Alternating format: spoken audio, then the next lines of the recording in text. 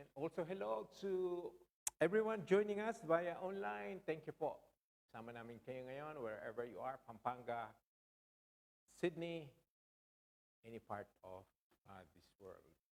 And for us is here at kayo pa rin din po. So let's prepare our hearts as we share the Word of God. So we're continuing po ang ating sunod-sunod na pag-aaral, pagbabahagi ng salita ng Panginoon sa pamamagitan po ng aklat ng Romans chapter 8. So, nandito po nakaraan tayo na pag-aaralan natin ng mga malalaking bagay, magagandang bagay na ginawa sa atin ng Panginoon. Yan naman ay nalahad sa aklat ng Romans. So, maganda po na binabalikan natin yan, pagamat nadidinig natin yan every Sunday. So, we encourage you to go back and read them. Pero ngayon po ay nasa chapter 8 tayo. So we're gonna dwell from verse 30 or 31. So marami na tayong nalaman. Nalalaman na natin kung sino tayo sa harap ng Panginoon. Now we know our position in Christ. Now we know we have been forgiven. Now we know that Christ is returning one day and that He's gonna take us with Him. And that we are doing these things in recognition of our being forgiven, being loved by God, justified, pinawalang sala na tayo ngayon, tayo po ay nililinis, we are now undergoing sanctification. And we are waiting for the glorification. So God will complete our salvation. So iba-ibang stage lang nga lang yon. But the moment tayo po ay we have been justified, wala na tayong sala sa harap ng Panginoon, kung ano man ang mangyari sa atin, ang ating eternity ay sigurado na. Alam na natin ang ating patutunguhan. Ang Kristiyano ay wala ng alinlangan. Wala nang hinihintay pa, kundi lamang ang pagbabalik ng Panginoon. Wala nang hinahanap ang dapat. Ngayon, ang sabi ngayon, kung, di ba minsan pag dumating sa buhay natin, ngayon alam mo na, napag-aralan mo na, nakita mo na, nabuksan mo na. Ang tatanungin ngayon, ang challenge ngayon, ano yung gagawin mo? Alam mo na ngayon to. O nailahad na sa'yo, naipakita na sa'yo, naintindihan mo na ngayon. What are you going to do? Di ba tinatanong tayo minsan? Ngayon, yan din ang question sa atin ngayong umaga ng Bible. Ang sabi sa atin, what then shall we say in response to these things? Ano ngayon dapat nang itugon nyo? Ngayong alam nyo na kayo ay pinatawad ng Diyos. Kayo ay meron ng kasiguruhan. What shall we say in response to these things? Ano? Well, the beautiful response we are now giving is to serving Him, is to praying to Him, thanking Him, worshiping Him, and encouraging one another. Okay? So, ang sabi ni Paul, dapat malaman natin ito. Kasi nga ito rhetorical question, dapat hindi siya ang sasagot, hindi kayo sasagot, kundi dapat you dwell that from your mind. Lord, thank you. The only thing that I can say and do is thank you, serve you, and worship you. Okay?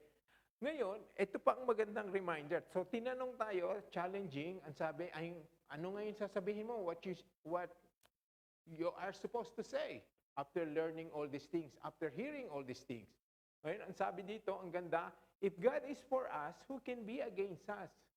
So makita nyo, magkaiba yung questions, pero ang ganda ng challenge. Kasi nga, hindi natin makakaila, ang mga Kristiyano, kahit na born again na, sinabi na kasama ka ni Kristo, kasama mo ang Holy Spirit, kasama mo ang simbahan, magdarasal sa'yo. Pero minsan nag-aano pa rin sila, nag-aalinlangan, natatakot pa rin sila. Pero ito ang reminder sa atin, kung kasama mo ang Diyos, if God is for us, who can be against us? Sino pa makakalaban sa atin? So this is another reminder sa inyo na ang pagkakristyano ay hindi nangangahulugan, wala nang magagalit sa inyo, wala nang maiinis. In fact, mas marami pa nga magagalit mas maraming maiinis, mas maraming magtataka, mas maraming sinasabing nag-iba ka na, naging mayabang ka na dahil ikaw ay naging Kristiyano. O bakit ganyan ka na? So marami pa rin tumatulig sa atin, maski pamilya natin, di ba? Maski mga kamag-anak natin, kaibigan natin. Pero kasi ito, kaya yung ibang Kristiyano, ang nangyayari, nanghihina sila. Akala ko po ba, pag born again ako, masaya na lahat, tapos na ang problema, wala na akong kaaway. Pero hindi, meron pa rin. Kaya nga, reminder ni Paul, if God is for you, who can be against you? That means, is telling us na may persecution. Merong mga tutuligsa, merong kakalaban sa atin. Pero ang ang reminder niya, kung kasama mo ang Diyos, sino makakalaban pa sa iyo? Maaari silang mainis, maaari silang magtaka, maaaring gawan ka ng mga pinsala.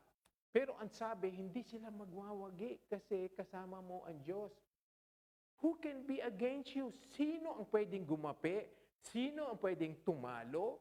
Sino ang pwedeng makagawa ng mga bagay na kumpletong masira, madapa ang Kristiyano? Sabi, hindi. Kung God is for you. So makita nyo, how beautiful is that reminder? Hindi sinasabi dito kung kasama mo ang gobyerno, kung kapartido mo ang mga politiko, kung kasama mo ang kaibigan mo si mayor. Hindi yung mga bagay na yun ang sinasabi. Ang Diyos. Ang Diyos ang sino pang hihigit sa Diyos? Siya ang pinakamataas, siya na ang sukdulan na may kapangyarihan. Kasama daw natin. Kakampi natin. God is for us. So who can be against us? Di ba? Siguro itong Romans 8:31, pag nanghihina tayo sa mga nadidinig natin, magandang reminder to. Di bali kahit anong sabihin sa akin. Kasi sabi naman sa akin na Romans 8:31, kasama ko ang Diyos. So hindi ako talaga matatalo, magagapi, masisira ng husto kahit anong sabihin sa akin ng kapwa. Di ba ang ganda po?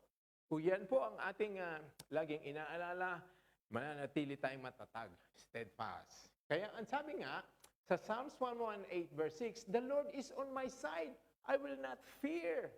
What can man do to me? Yan, lalong pinalinaw ng Psalm 118. What can man do to me? Ano magagawa sa akin ng tao? The Lord is on my side. Sabi kanina, God is for us. Ngayon, the Lord is on my side. Parang binigyan na naman tayo ng ibang anggulo. Ang ibig sabihin, kasama, kakampi, kaugnay. Lahat ay kayang gawin at tulungan tayo ng Diyos. Pero, tandaan po natin na pinapahintulot ng Diyos minsan. Hindi ka i-deliver sa lahat ng persecution, sa lahat ng bagyo. Hindi aalisin sa iyo ang mga kaaway mo, mga naiinis sa iyo. Even Jesus Christ, di ba? Ang dami niyang kaaway, ang dami kung ano sinasabi sa Kanya. And God is letting us taste all those things. Hindi para tayo, pahirapan tayo, kung hindi lalo tayong maging matatag and to remind us to be completely reliant on God. Isipin nyo, kung wala kayong problema, kung wala kayong testings, kung walang mabigat na pinapagdaanan, ang tendency kasi ng tao ay hindi na magdasal, hindi na tumawag sa Kanya. Hindi ba? Yun ang nakakalungkot na nangyayari. Tumatawag lamang tayo sa Kanya pagka may kahirapan, mga problema. Kaya, God is allowing those things so that we can be reminded, hindi mo kaya na ikaw. Hindi ka mananatiling masaya, mapayapa, kung wala ang Diyos. So, yun ang pinapaalala sa atin. So, wag po tayong magugulat kung nangyayari ito. Kasi mangyayari at meron pang mangyayari. Kahit gawin mo pa ang lahat. Kahit gawin mo pa ang lahat ng sinasabi ng Biblia. But a beautiful reminder, the Lord is on my side. I will not fear. Sino pa ba ang ipagmamalaki natin, kakampi natin? Wala. Ang Diyos lamang. Ngayon, ang sabi sa verse 32, He who did not spare His own Son, ang Diyos, hindi niya pinagkaitang kanyang anak, but gave Him up for us all, how will He not also, along with Him, graciously give us all things? Ang sabi dito, ang Diyos nga, yung kaisa-isang anak binigay sa'yo. Ngayon, meron bang mga bagay na hindi niya kayang ibigay sa'yo? Kung yung pinakamahal niyang anak, sabi niya, kaya nga ang sagot, ang tanong niya, will He not also, along with Him, graciously give us all things? Ngayon, intindihin po natin to. Hindi pinangako ng Diyos na ibibigay ang lahat ng iyong pinanalangin. Hindi ibibigay ang lahat ng iyong hiniling. Kasi meron tayong hindi mga hiniling na hindi naman nakakapagbigay kalwalhatian sa Diyos. hindi nakakatulong sa iniwanang katuruan ni Kristo. Kaya ito po ang sabi, hindi tayo dapat magkamali na ibibigay ng Diyos ng lahat. Ang sabi, ayan po, will He not also give with Him, nakasama kay Kristo, kaduktong kay Kristo, na makapagbibigay ng kalwalhatian kay Kristo, graciously give us all things. So ang all things po ay with Him.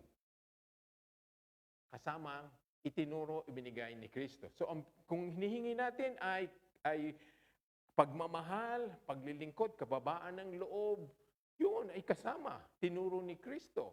Ibinigay na halimbawa ni Kristo. So ibibigay din sa atin yun. So hindi nangangahulugan po naglahat. So hindi natin sasabihin na magagandang buhay, kayamanan, kapangyarihan. Ang tanong natin, ang hinihiling ko ba ay kasama? Is it along? Is it in accordance with Jesus Christ? What He has taught, what He has given as an example. And that is all the things that God has promised that He won't withhold. So minsan po kasi pag nabasa natin, all things ibibigay ng Diyos. Akala natin lahat. Pag hindi ibinigay ang lahat, hindi pala totoo ang Diyos, hindi totoo ang Biblia. Kasi sinabi all things. Pero kapatid kasi, minsan hindi mo iniintinding maigi. All things along with Him. Kasama kay Kristo, kay kaduktong kay Kristo, o makakapagbigay ng kalwalhatian kay Kristo. Ang sinabing yun ang siguradong ibibigay sa atin. Ang sabi sa Romans 4:25, He was delivered up because of our sins. Di ba ang sinabi? God gave Him up for us. Binigay si Kristo sa atin. Ngayon, pinalinaw ng Romans 4:25, He was delivered. So, hindi lang pinadala si Kristo para tayo maging mayaman, na tayo ay dali natin ang titulong Christians, tapos wala na. Yun, I'm a Christian, I'm a Christian, I'm a Christian. Pero hindi tayo namumuhay bilang mga Kristiyano. Kasi nga, kaya dumating si Kristo, hindi para tayo yumaman, gumaling, lumakas, maging tanyag. He was given up because of our sins. Yun po ang sentro, focus, the ultimate reason na dumating si Kristo para sa ating kasalanan. Na wala namang makakagawa ng paraan, kundi ang Diyos lamang. Why He was given up? Delivered because of our sins so that He can pay in full our sins para pagbayaran niya ating kasalanan. Yun ang ginawa na accomplish ni Jesus Christ. The penalty of our sins, He paid that in full. Okay? Kaya nga siya ay raised because of our justification. Siya ay nabuhay na mag-uli. Pinapakita na tayo ay napatawad na. Ang justification po, ibig sabihin, ay napawalang sala. So si Kristo ay nabuhay na mag-uli para patunayan na tinanggap ng Diyos ang kanyang sakripisyo at nangangahulugan tayo ay pinatawad na tayo. Kaya po, yun ang first stage na nangyari sa mga Kristiyano. Pag na-born again ka, you are in Christ, you have surrendered yourself to Jesus Christ, ikaw ay nagkaroon na ng justification. Ibig sabihin, napawalang sala ka na. Totoo yun. Yun ang sitwasyon. Yun ang ipagbunyi natin. We have been justified by God because of Jesus Christ. Ngayon, yung second stage ng salvation is sanctification. Yun ang nangyayari sa atin ngayon, nililinis tayo. Sinasanctify tayo. Hinihintay natin ang pagbabalik natin, pagpunta natin sa langit, yung tinatawag na glorification. Ang lahat ng bagay sa atin ngayon ay glorified na. Kaya, ang stage natin, ang justification ay hindi ibig sabihin wala ka nang gagawin kung hindi maglinisin mo na ang sarili mo. Wala ka ng sala, pinawalang sala ka na. Hindi ka mukha kasi huwag tayong umakto na para bang kamukha po nung baboy, kahit paliguan mo siya ng paliguan, babalik siya sa putik. Di ba? Dapat hindi na tayo. Ang justification ay hindi lamang idiniklara o justified ka na, hindi. Namatay si Kristo.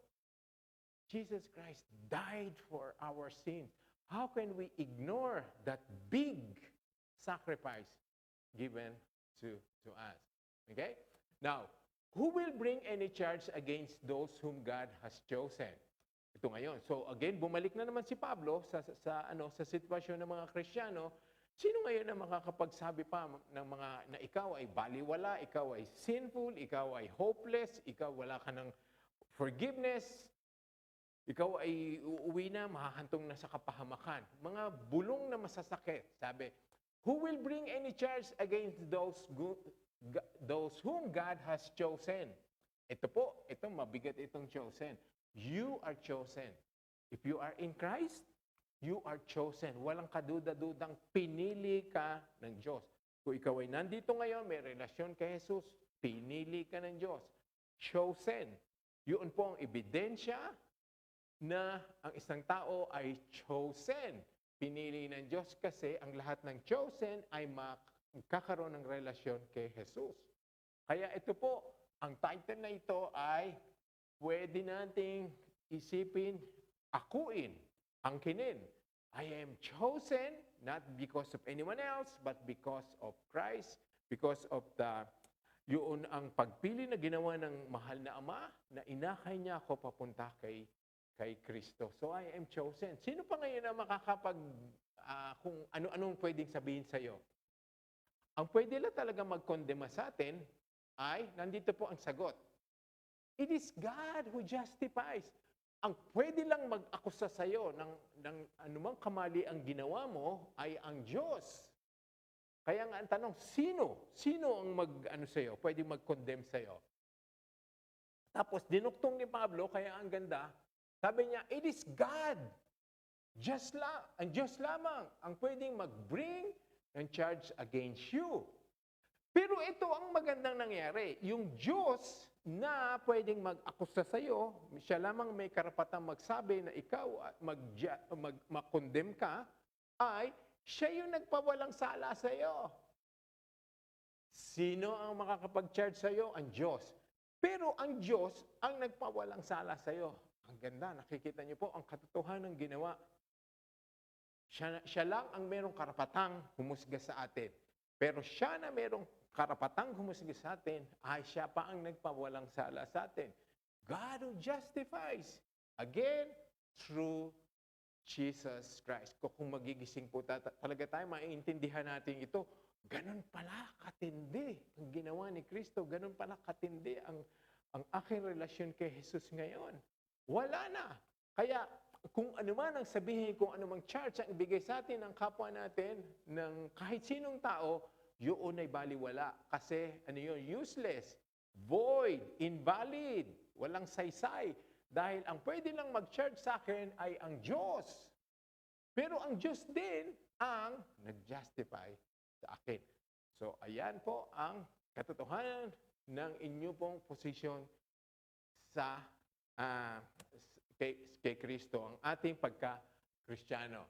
Ngayon, ang sabi naman sa Tagalog ng Romans 8:1, kaya nga tinagalog pa para mas malinaw, kaya nga ngayon ay wala nang kahatulan sa mga na kay Kristo Jesus. Ayan po, di ba malinaw? Walang makakapag-charge against anyone that God has chosen. Nung Tagalogin, lalong malinaw. Wala nang kahatulan ang mga na kay Kristo. Ang na kay Kristo ay synonym, chosen, mga pinili. So, ayan po, English, Tagalog, kahit pagbalik-balik na rin natin, ang ganda ng tema. Wala pong salungat, walang contradiction. Pareho po ang sinasabi, pinapagtibay ng Biblia talaga ang magandang kinatatayuan natin ngayon. So, marami po kasi hindi naiintindihan yan. Pero kung ikaw ay naintindihan mo na yan, kasi nga tinulungan tayo ng Holy Spirit na mabuksan ang ating mga puso. And if that is, kung ito man ay first time na nadinig mo, then this is a beautiful way, beautiful evidence that God is working through you. Okay? Romans 8:34. Who then is the one who condemns us? Ito ngayon. Kaya si Pablo, yung mga tanong niya talaga matitinag ka, mag-iisip ka, no? Ito na naman yung challenging question niya. Sabi kanina, who's gonna charge us? Who's gonna make any charge against us? Ito naman ang tanong niya ngayon, who then is the one who condemns us? Sino ang pwedeng mag-condemn ngayon sa iyo? Sino ang pwedeng lumaban sa iyo? Sino ang pwedeng magsabi ng kung ano laban sa iyo? Ito, ang tanong niya ngayon, sino naman ang magkakokondema sa'yo? Ibig sabihin po ng condemn, ano ka na? Wala ka ng pag-asa. Ikaw ay nahatulan na ang condemn na tao ay patungo na sa kaparusahan. Di ba? Kamukha ng tao, pag na-condemn na isang kriminal, siya ay mag-spend na ng time sa kulungan o kung anumang hatol lang ibibigay sa kanya. Okay? Sino ngayon na magsasabi na ikaw ay papunta na sa kaparusahan? Ang sabi, ang linaw po, no one. No one. Kasi nga, Christ Jesus who died, more than that, who was raised to life, is at the right hand of God and is also interceding for us. So ang ibig sabihin po nito, ang pwede lang mag-condemn sa iyo is Jesus Christ. Kasi sabi ng Biblia, lahat ng paghuhusga ay binigay sa anak. Pero yung anak na maghuhusga sa iyo, na may karapatang maghusga, ay namatay para sa iyo. Nakikita niyo po yung yung parang anong isipin, para siya ang maghuhusga, siya ang may karapatan, pero siya pa ang namatay para sa iyo. Christ Jesus who died, who was raised to life, ay namatay para sa iyo. So nakikita niyo po ang kahalagahan, ang kalakihan ng ginawa ni Kristo. Lahat talaga ay nakasentro sa Kanya, babalik sa Kanya, lahat ay tumutugma sa kay Kristo. Kaya nga po ang Kristiyano, dala natin po ang title na Christian, yun po, nandun yung word ni Christ. Because apart from Christ, we are nothing. Yan. Ngayon, ito po ang maganda. Ito po, hinighlight ko kasi dito. Itong last part. Si Jesus Christ, na binigyan ng karapatan na husgahan tayo, namatay para sa atin nga, tapos hindi lang natapos doon. Anong ginagawa niya? He is at the right hand of God, nasa kanang kamay ng Ama, interceding for us. Yan po ang isa sa pinakamagandang, pinakamalaking bagay na dapat malaman ng mga Kristiyano. Si Kristo ay hindi umakyat sa langit para iniwanan tayo, o sige, bahala kayo dyan, magpakabait kayo, iwasan niyo ang kasalanan. Hintayin niyo ako, babalik na ako. Hindi. Ang ginagawa niya, pinagdadasal tayo, interceding for us. Sino pa ang hihigit sa ipagdadasal ka ni Kristo, na Diyos, na sigurado naman papakinggan siya ng Ama? Dahil a perfect relationship ang anak at Ama. Paano hindi papakinggan ng Ama ang anak? Siguradong sigurado. Interceding for us. Ibig sabihin po, di ba ang intercession or interceding is nagdadasal ka para sa iba. Ang intercession po, hindi para sa sarili. Namamagitan ka sa iba. Kaya nga, yung ginawa natin sa prayer and fasting, we made a lot of intercessions for our families, our loved ones, for the church. So, Jesus Christ interceding, praying for you and for me. O ano pa ang natin? Katatakot, ikadududa, pag-aalinlangan na iniwanan na tayo ni Kristo. Magpakabait na lang tayo. No, kasama natin siya, nagdarasal sa atin. Kaya nga po sabi sa Hebrews 7:21, He always lives. Ibig sabihin, namuhay na uli si Kristo, mabubuhay na siya ng hindi na siya makakatikim ng kamatayan to make intercession for them. Ayan. So nananatiling buhay, alerto, nagmamatsyag si Kristo para tayo po ay ipagdasal. Okay? So ngayon, kaya nandoon pa rin siya, pinagdarasal tayo, pinalinaw pa sa 1 John 2:1, ang sabi, if anyone, we have an advocate with the Father, Jesus Christ, the righteous. So pinagdadasal tayo ni Jesus Christ, and He is also acting as our advocate. Ibig sabihin nun, parang pinagtatanggol tayo, pinag-aabogado tayo. Yun po ang kahulugan ng advocate. So Jesus Christ is defending us, standing for us. Di ba ganun po ang abogado, yung hindi magawa, hindi masabi ng kliyente, ang abogado ang nagsasabi. Ay siya nag-i-explain ng mga karapatan, ng mga batas applicable sa kanyang kliyente. So that is what Jesus Christ is telling us, advocate with the Father, Jesus Christ, the righteous. Ganito po ang nangyayari. Hindi naman ibig sabihin na hindi naaalala ng God the Father. This could be the situation.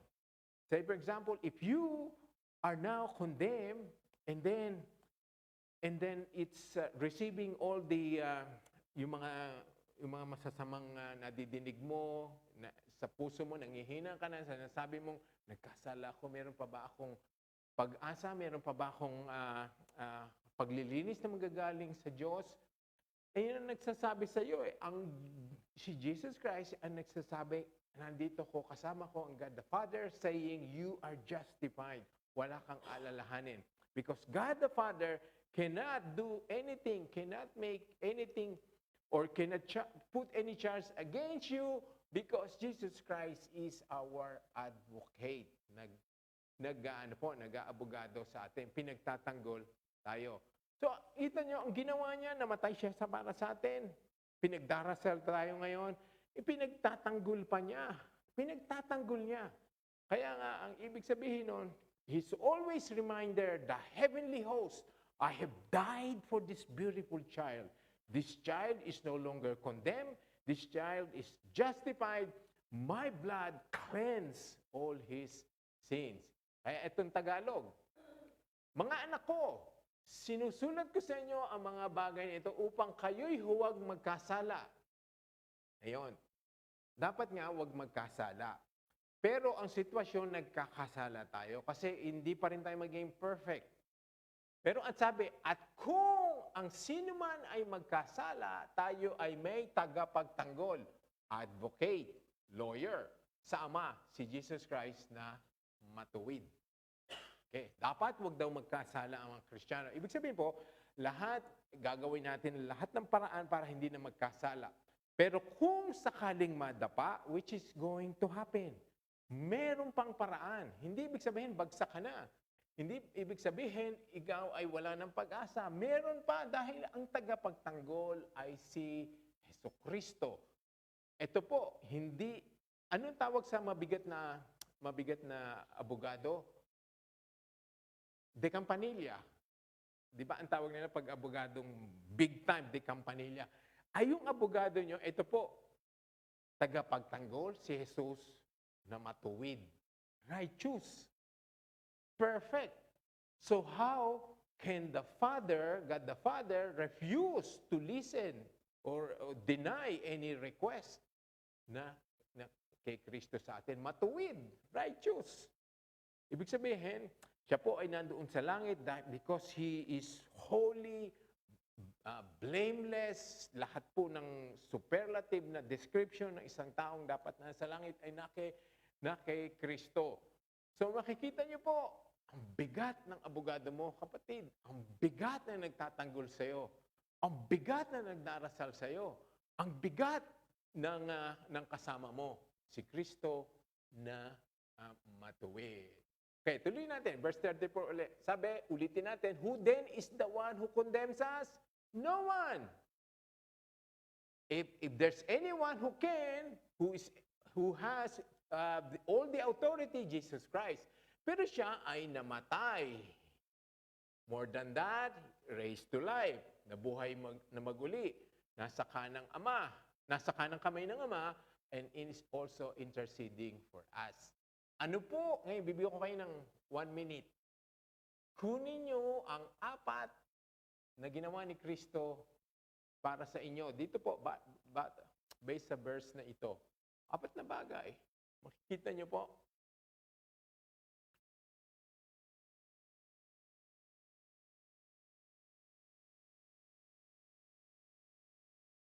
Those who are watching, sige, lagay niyo po yung comments niyo.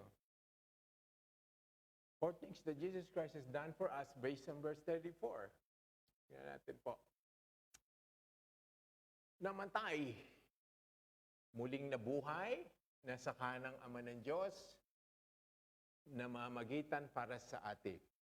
Okay, basahin natin po. Una pong ginawa niya ay namatay siya. Binayaran ng ating kasalanan. Hindi po para maging hero o para maging tanyag. Namatay siya para bayaran tayo. Ang bayaran ng kasalanan natin. Muling nabuhay, pinatunayan ang kanyang tagumpay laban sa kamatayan. nasa kanan ng Diyos, nasa kanang kamay ng Diyos, nasa posisyon ng kapangyarihan at karangalan, namamagitan para sa atin, patuloy na ipinanalangin tayo sa Ama. 4 na bagay po na malaking malaki na makikita natin sa verse 34 na si Kristo lamang ang makakagawa. No one else can do that. No one else. Wala ka nang manonominate, wala ka nang ma-i-elect na isang tao na pwedeng gawin yon. Only Jesus Christ. How beautiful is that? Ngayon, verse 35. Ang tanong naman ni Pablo, sunod-sunod din, sino makakalaban sa iyo? Sinong pwedeng maghusga sa iyo? Sino mag-condemn sa iyo? Ngayon, ang tanong naman niya, who shall separate us from the love of Christ? Shall trouble, hardship, persecution, famine, nakedness, or danger, or sword?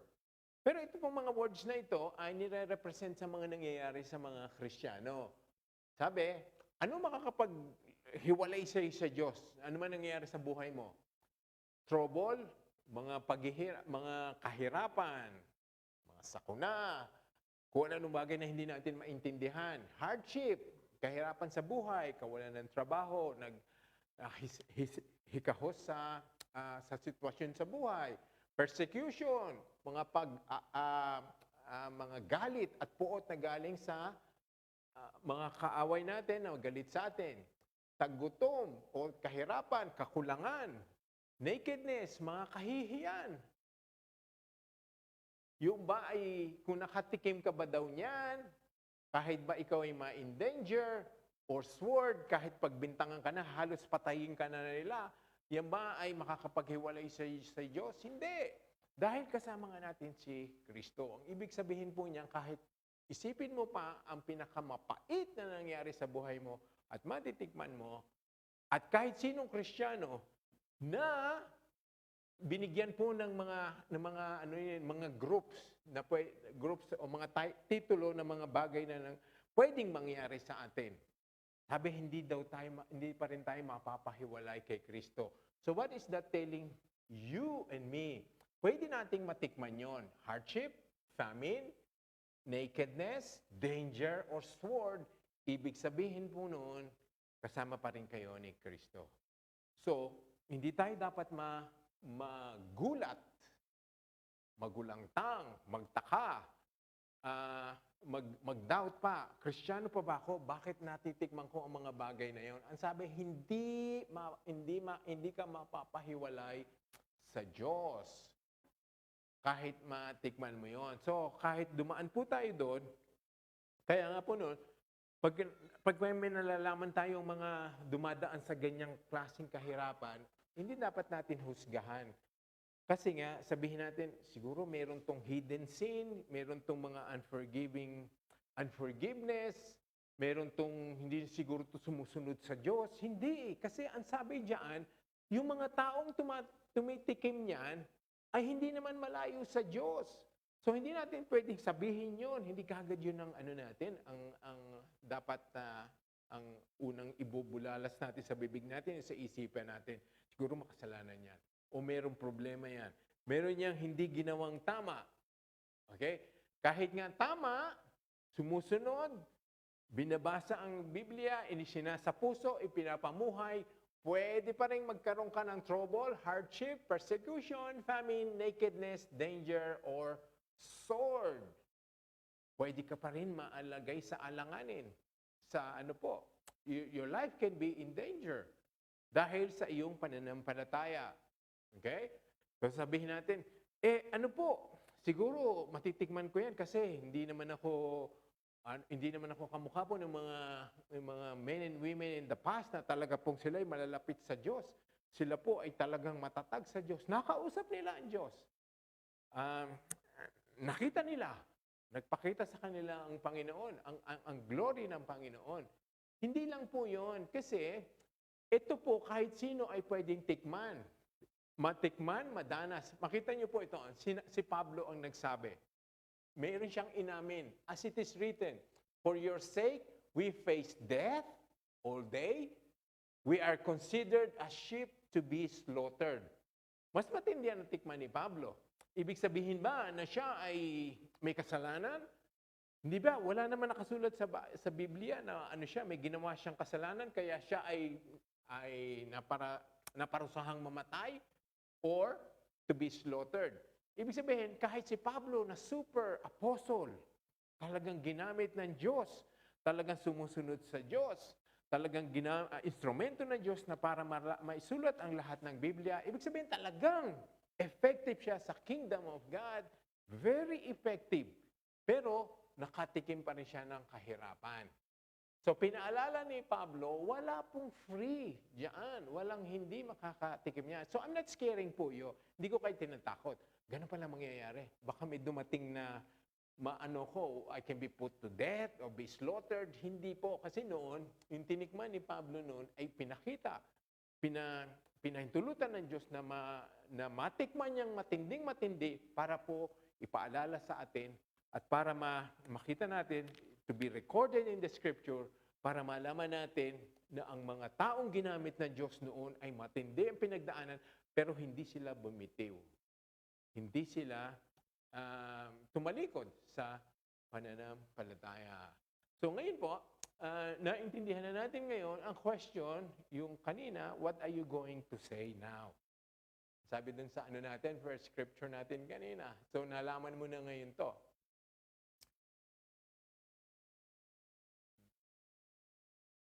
Ito. What shall we say in response to these things?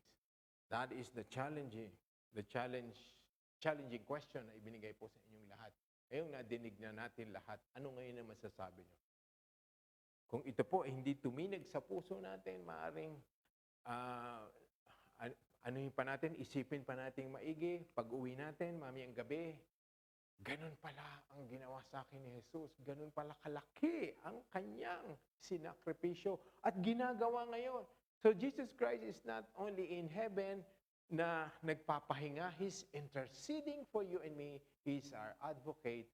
He is our tagapagtanggol natin. So all this boils to comes to just one point, and that is Jesus Christ. The one that you are serving now, the one that is living in your heart, the one that you are now calling Lord and Savior. So, let's bow our heads. And let's thank God for a beautiful reminder who we are in Christ. And after presenting all these things to us, what should be our response? How are we going to live our lives now? How are we going to serve Him? How are we going to thank Him? So if anyone needs prayer, you can raise your hand and we can pray with you.